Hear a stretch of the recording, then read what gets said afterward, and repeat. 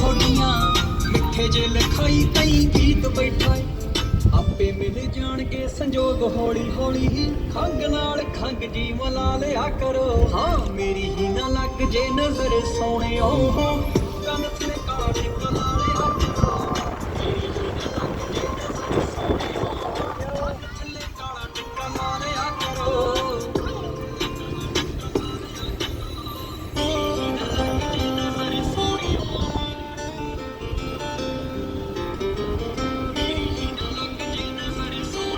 कौन कौन सा है ये सैमसंग सैमसंग क्या देखो